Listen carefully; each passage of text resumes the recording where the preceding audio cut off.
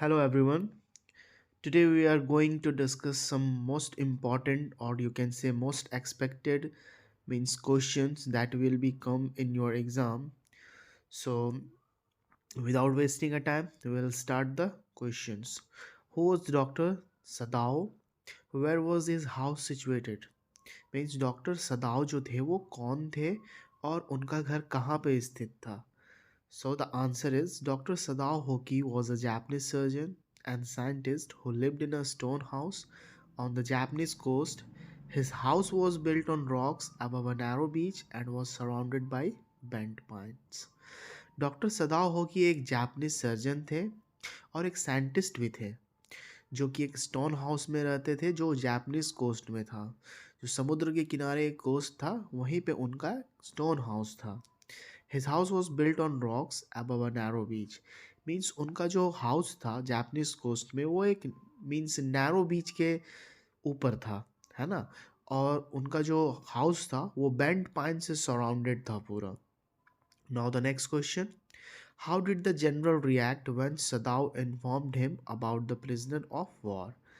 Means क्या होता है कि डॉक्टर सदाव जब जनरल को इन्फॉर्म करते हैं प्रिजनर के बारे में. एक कैदी होता है जो वॉर में शामिल होता है, यूएसए नेवी का रहता है वो सोल्जर.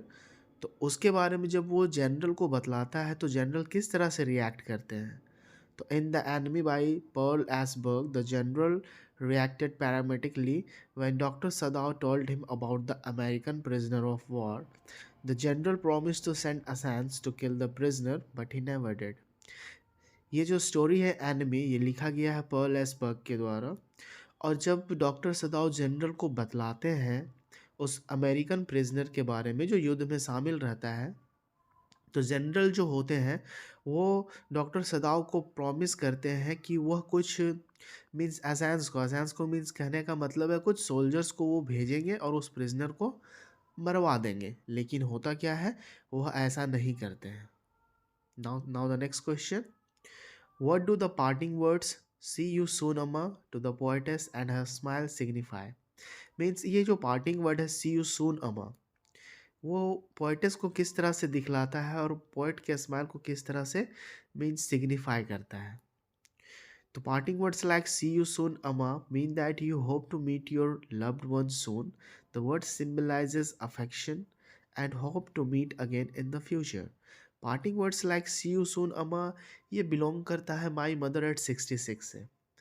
और इस पोएम में जो कमला दास होती है पोएट, उसके बगल में उसकी माँ बैठी हुई रहती है और वो मीन्स कोचीन एयरपोर्ट की तरफ जा रही होती है. जब वो अपनी माँ को देखती है तो उनका माउथ बिल्कुल खुला रहता है, वो एक मृत शरीर का जैसा मीन्स दिख रही होती है. और जब वो कोचीन एयरपोर्ट में फाइनली उतर के जब जाने लगती है एयरपोर्ट की तरफ, तो वो अपने मम्मा को कहती है, अपने माँ को कहती है "सी यू सून अम्मा". डैट मीन्स कहने का मतलब है कि हम लोग बहुत जल्द मिलेंगे माँ.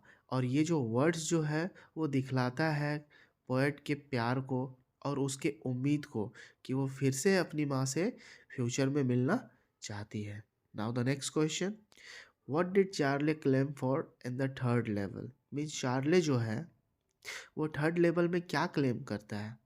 तो in the third level by Jack Finney, Charlie claims to have discovered a third level at Grand Central station. ये जो स्टोरी है थर्ड लेवल का वो लिखा गया है जैक फिनी के द्वारा. और इस स्टोरी में चार्ली जो है वह मीन्स ये क्लेम करता है, ये दावा करता है कि उसने ग्रैंड सेंट्रल स्टेशन में एक थर्ड लेवल को ढूंढ लिया है. He also claims that this level is a time portal that takes him back to 1894. और वह ये भी दावा करता है कि इस लेवल में अगर कोई पहुंच जाता है तो वो सीधा 1894 में चला जाएगा. दैट मीन्स पास्ट में चला जाएगा. Charlie discovery of the third level is a way for him to escape from the modern world stress and worries. Charlie का जो खोज होता है थर्ड लेवल का वो इस चीज़ का मीन्स अंदेशा होता है कि मॉडर्न वर्ल्ड के स्ट्रेस और वरीज जो होते हैं उन सभी चीज़ों को वो छोड़कर वहाँ पे जा सकते हैं. The third level is a small old room with fewer train gates and ticket counters. Charlie जो बतलाता है कि थर्ड लेवल बहुत ही छोटा है, उसमें छोटे छोटे कमरे हैं, बहुत कम सारे गेट्स हैं, और वहाँ का जो टिकट काउंटर है वो भी बहुत छोटा है. The third level has a wooden information booth, gas lights and brass spittoons. That means Charlie जो है वो ये क्लेम करता है कि जो थर्ड लेवल है सेंट्रल ग्रांड सेंट्रल स्टेशन में, वहाँ पे मीन्स जो बूथ है इंफॉर्मेशन बूथ वो लकड़ी का बना हुआ है, वहाँ पे गैस लाइट्स का उपयोग किया जा रहा है, और वहाँ पे जो मीन्स लाइटें हैं वो बिल्कुल गैसों से जलती हैं. The people at the third level are dressed in outdated clothing. Means जो वहाँ के लोग हैं वो भी बिल्कुल, उनका भी जो आउटफिट होता है बिल्कुल ओल्ड फैशन होता है. Charlie find a peaceful and nostalgic world at the third level which contrasts with his stressful modern life. Charlie की जो खोज होती है वो इस चीज़ का संकेत देती है कि मॉडर्न लाइफ में जिस तरह के दुख और तकलीफ होते हैं, उन सभी दुख और तकलीफ से उन्हें वहाँ जाकर मीन्स उसका निवारण हो सकता है. Charlie discovery to the third level is a metaphorical journey that represent his longing for a simpler past. Means Charlie की जो खोज होती है थर्ड लेवल की, वो एक तरह की मेटाफोरिकल जर्नी होती है जो इस चीज़ को बतलाती है कि उनका जो पास्ट है वो बिल्कुल सिंपल हो सकता है. Now the next question, why do rural people make road side stand. Rural people जो होते हैं वो रोड साइड स्टैंड को क्यों बनाते हैं? If the question will ask in your exam, then you have to write means in a points so that you will get the very good marks. Rural people set up road side stands for a variety of reasons. Rural people जो होते हैं road side stand को बहुत सारे रीज़नों से बनाते हैं, all stemming from a desire to improve their livelihoods and connect with a wider market. जैसे कहने का मतलब रूरल पीपल जो रोड साइड स्टैंड बनाते हैं वो बहुत सारे कारणों से बनाते हैं, और उनकी भी इच्छा होती है कि वह भी अपने लाइफ को, अपने मीन्स रोज़मर्रा की ज़िंदगी को बेहतर बना सकें और एक बड़े मार्केट को कनेक्ट कर सकें.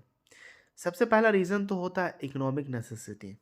दैट मीन्स उनकी जो आर्थिक ज़रूरतें होती हैं उनको पूरा करने के लिए means rural people road side stand बनाते हैं. दूसरा होता है सप्लीमेंटिंग इनकम. दैट मीन्स उनका जो इनकम होता है वो अपने इनकम को भी मीन्स सेटिस्फाई करने के लिए, इनकम को भी बढ़ाने के लिए मीन्स रोड साइड स्टैंड का प्रयोग करते हैं. Direct connection with consumers. That means अगर रोड साइड स्टैंड बना के वहाँ पे किसी भी चीज़ को अगर सेल करते हैं तो उनका डायरेक्ट कनेक्शन होता है कंज्यूमर के साथ. Promoting local products. That means जब वो रोड साइड स्टैंड बनाते हैं तो कहीं ना कहीं वो अपने प्रोडक्ट्स को प्रमोट भी करते हैं.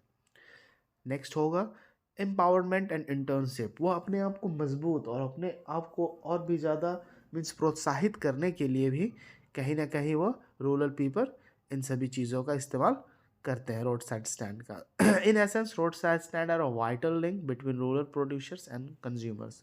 और इस तरह से हम लोग कह सकते हैं कि रोड साइड स्टैंड बनाने का सबसे खास कारण होता है कि वह अपने मीन्स मीन्स प्रोडक्ट्स को, डैट मीन्स जो जो प्रोड्यूसर्स हैं वो कंज्यूमर्स को क्या कर सकें, एक लिंक तैयार कर सकें जिनके द्वारा उनका एक लिंक तैयार हो और उनके प्रोडक्ट्स को ज़्यादा से ज़्यादा लोगों तक पहुंचाया जाए. They provide a means of economic survival, promote local products and empower individuals to take charge of their livelihoods. वो अपने ज़िंदगी को बेहतर करने के लिए इन सभी चीज़ों का, लोकल प्रोडक्ट्स का, empower individuals प्रमोट करते हैं ताकि उनकी आर्थिक स्थिति सुधरे. That means simply you can से इन दिस क्वेश्चन कि वह पैसों के लिए, अपने आर्थिक स्थिति को सुधारने के लिए रोड साइड स्टैंड को बनाते हैं. Now the next question, in what condition do the bangle makers of the Firozabad live? Why can't they come out of the state of poverty? That means कौन सी ऐसी स्थिति होती है फिरोज़ाबाद में बैंगल्स बनाने वाले लोगों की, है ना, और वो मीन्स उस गरीबी से बाहर क्यों नहीं निकल पाते.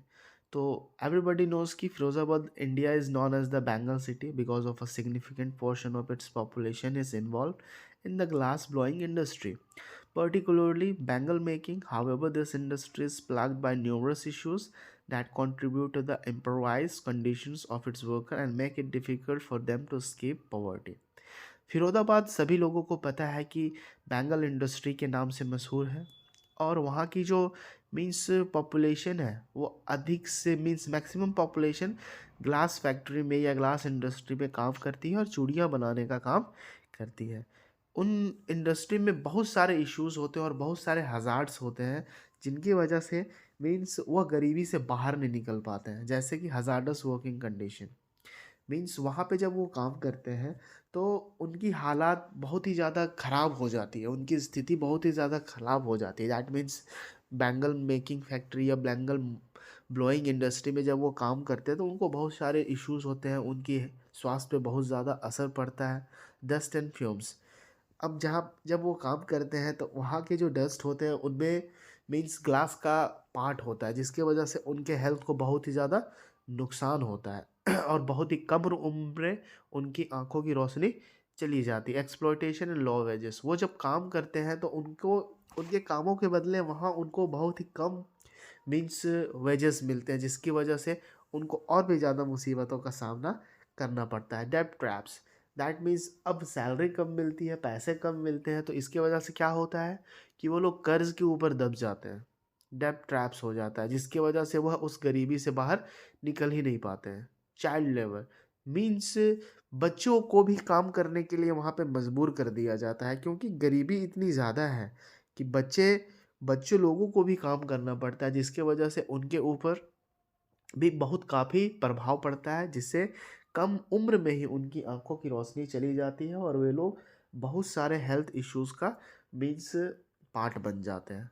Health risk, then you know it everybody. Lack of education awareness, वहाँ पे शिक्षा की कमी और जागरूकता की कमी होने की वजह से लोग वहाँ पे फंस के रह गए हैं। लैक ऑफ अवेयरनेस, जागरूकता की कमी होना, जिसके वजह से गवर्नमेंट स्कीम और प्रोग्राम्स भी चलाए जा रहे हैं लेकिन लोग फिर भी गरीबी के तले इतने दबे हुए हैं कि वहाँ से बाहर निकलना उनके बस की बात नहीं है। सोशल एंड कल्चरल फैक्टर्स, अब वहाँ की जो सामाजिक और जो पारंपरिक मीन्स रीजंस है उसके वजह से भी कहीं ना कहीं वो जब स्टार्ट करते हैं अपने कामों को तो बैंगल इंडस्ट्री से ही करते हैं क्योंकि फिरोज़ाबाद फेमस ही है बैंगल ब्लोइंग इंडस्ट्री के लिए। लैक ऑफ ऑर्गेनाइजेशन, वहाँ पे कामों का भी बहुत वहाँ काम भी बहुत ज़्यादा नहीं है जिसकी वजह से वे लोग मजबूर हो जाते हैं बैंगल इंडस्ट्री में काम करने के लिए। So in this particular thing you can say कि बैंगल इंडस्ट्री में काम करने की वजह से उनको हेल्थ हजार्ड्स होता है और डेब्ट्स के तले दब जाते हैं जिसकी वजह से वह उस गरीबी से बाहर नहीं निकल पाते हैं। Now the next question, what happened to Gondwana after 150 million years ago? That means Gondwana जो भारत का भी पार्ट था पहले, ठीक है, वो 150 मिलियन ईयर्स एगो क्या हुआ था? तो 150 मिलियन एगो places us in the late Jurassic period, a crucial time in Gondwana's history. Hence, what was happening? Gondwana was the midst of breaking up. It had already separated from Laurasia and was now starting the rift apart itself. This wasn't a sudden event but a gradual process driven by the movement of tectonic plates.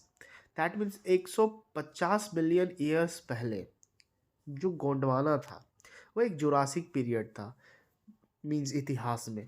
और गोंडवाना जो था वो इस तरह से Laurasia से अलग हुआ था जो नदन सुपर कॉन्टिनेंट का पार्ट था जिसके वजह से बहुत सारे प्रॉब्लम्स वहाँ पे हुए। पहले गोंडवाना जो था वो बिल्कुल गर्म स्थान हुआ करता था लेकिन धीरे धीरे वहाँ पे क्लाइमेटिक चेंज हुए, टेक्टोनिक प्लेट्स हुए, ग्रेजुअल प्रोसेस धीरे धीरे होते चला गया जिसकी वजह से अब वो बिल्कुल बदल गया। की पॉइंट्स हैपनिंग अराउंड 150 मिलियन एगो, सबसे पहले तो rifting, the most significant event was the ongoing breakup of Gondwana. Gondwana जो है वो धीरे धीरे कटना स्टार्ट हो गया। The rifting would eventually lead to formation of the continents we know today including Africa, South America, India, Australia and Antarctica. अब हम लोग सभी जानते हैं कि वो धीरे धीरे कंटिनेंट्स में बदलना स्टार्ट हो गया और Africa, South America, India, Australia, Antarctica, these are all the continents, वो इन सभी चीज़ों में बट गया। Separation of major land masses, 150 million years पहले क्या हुआ था कि लैंड मैसेज जो है वो सेपरेट होना स्टार्ट हो गया जिसकी वजह से गोंडवाना में बहुत सारे चेंजेस आए। वोल्केनिक एक्टिविटी, वहाँ पे मीन्स ज्वालामुखी का भी प्रभाव बहुत ज़्यादा पड़ा जिसकी वजह से वहाँ के क्लाइमेट कंडीशंस, वहाँ के लैंड मासेस और वहाँ के पूरा का सिस्टम था वो बिल्कुल अलग हो गया। क्लाइमेट चेंज, वहाँ पे मौसम का भी बहुत ज़्यादा प्रभाव पड़ा, जिसकी वजह से ये एक मेजर इम्पैक्ट हुआ एवोल्यूशन ऑफ लाइफ। वहाँ के लाइफ को भी, मीन्स कहने का मतलब है इन सारी चीज़ें जब वहाँ पे हुई तो वहाँ पे लाइफ जीना भी बहुत ही ज़्यादा मीन्स मुश्किल हो गया।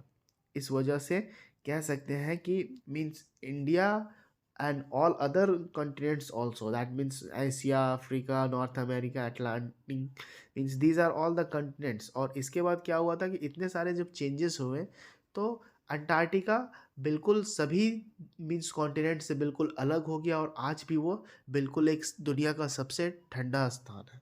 Okay, so thank you for these watching this video. We will discuss some more questions in another video. Thank you.